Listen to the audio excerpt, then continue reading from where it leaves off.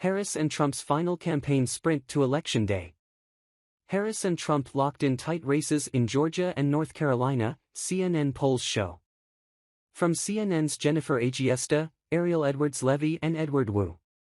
Neither Vice President Kamala Harris nor former President Donald Trump has established a clear advantage in the race for the White House in two key southern battleground states, according to new CNN polls conducted by SSRS.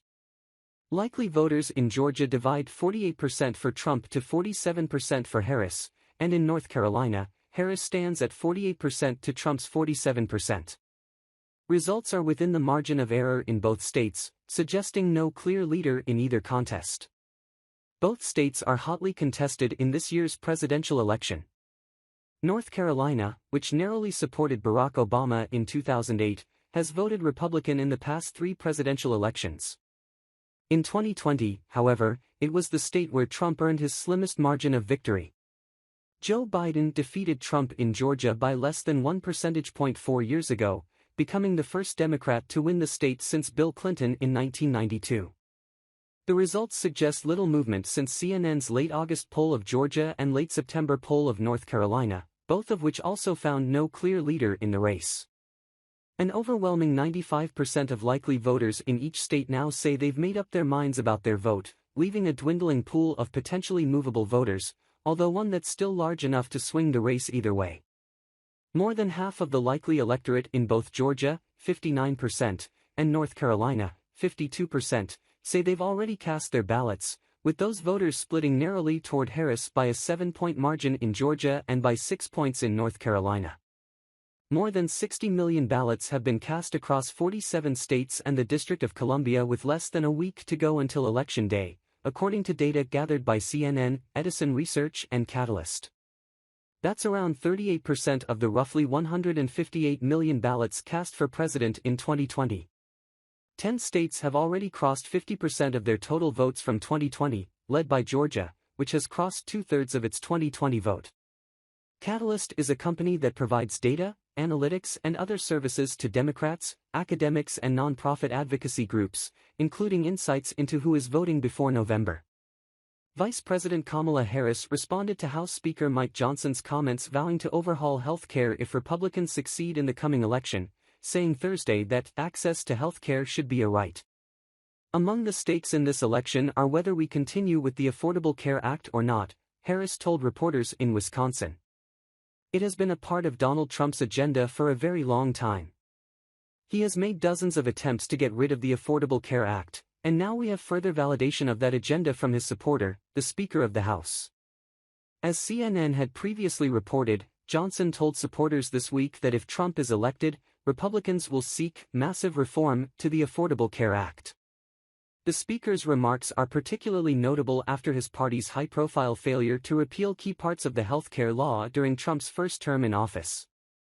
What that would mean for the American people is that insurance companies could go back to a time when they would deny you coverage for health insurance based on pre-existing conditions. Pre-existing conditions, such as you being a survivor of breast cancer, asthma, diabetes, Harris said Thursday. Access to health care should be a right, and not just a privilege to those who can afford it. Harris has repeatedly warned that Trump would seek to dismantle the Affordable Care Act if he regains the White House, while the former president has said he would improve the law. With less than a week to go in the presidential race, both candidates and their allies are continuing to launch new campaign ads delivering their closing pitches to voters and leveling sharp attacks at their opponents. Here are some of the latest that voters in battleground states are seeing during the final sprint. The Harris campaign on Thursday went up with a new TV spot referencing the controversial moment at Trump's Madison Square Garden last weekend, when comedian Tony Hinchcliffe referred to Puerto Rico as a floating island of garbage. The ad, in Spanish, first airing in North Carolina and since in Pennsylvania and Georgia, features a narrator hammering Trump's record of disparaging rhetoric toward Latino Americans and Puerto Rico in particular, and includes the message, "This November 5th, Trump will understand that some people's trash is others' treasure." Also Thursday, the Harris campaign launched an attack ad focused on abortion, highlighting comments Trump made in a 2016 MSNBC town hall during his first presidential bid, when he answered that there has to be some form of punishment for the woman.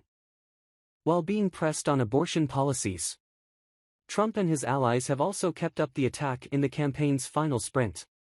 Wednesday evening, the Trump campaign launched its latest ad yoking Harris to outgoing President Joe Biden, as his approval rating remains stuck underwater, a consistent point of emphasis in GOP advertising. Kamala backed Biden on everything. She supported his disastrous economic agenda, higher taxes on the middle class. Kamala backed his open border policies. And their weakness invited wars, the ad says, replete with images of Biden and Harris together. President Trump fights for you. The campaign is also up with a Spanish-language version of the ad airing in Pennsylvania and Nevada. And a leading pro-Trump super PAC, Right for America, went up with a new ad Thursday promoting some of Trump's tax proposals, including eliminating taxes on tips and overtime. The ad also features images of the first assassination attempt against Trump, as a narrator intones, "One man will refuse to fall." Hungarian Prime Minister Viktor Orbán posted on X Thursday morning that he spoke with former President Donald Trump and wished him best of luck for next Tuesday. Orbán noted there are only 5 days to go until the election and that he has his fingers crossed, reaffirming his desire for Trump to emerge victorious in the presidential election. Orbán has endorsed Trump, and the former president has touted the prime minister's backing on the campaign trail repeatedly, even noting it during September's presidential debate.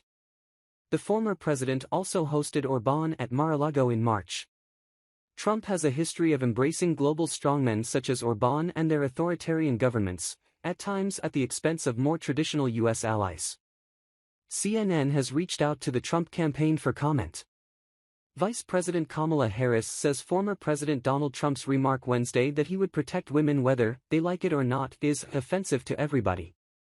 Harris seized on the comment, which Trump made at a rally in Wisconsin yesterday, when she spoke to reporters in the battleground state on Thursday. "It actually is, I think, very offensive to women in terms of not understanding their agency, their authority, their right and their ability to make decisions about their own lives, including their own bodies," Harris said, calling it the latest on a series of reveals by the former president of how he thinks about women and their agency. "I think it's offensive to everybody, by the way," the vice president added, when answering a later question from a reporter on the topic.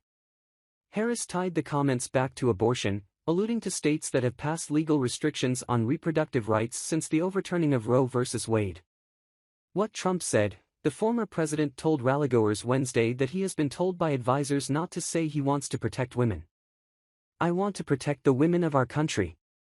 I want to protect the women serving. Please don't say that." "Why?" They said, we think it's very inappropriate," Trump said. "I'm gonna do it, whether the women like it or not. I've got to protect them. I'm gonna protect them from migrants coming in. I'm gonna protect them from foreign countries with missiles and lots of other things," he added.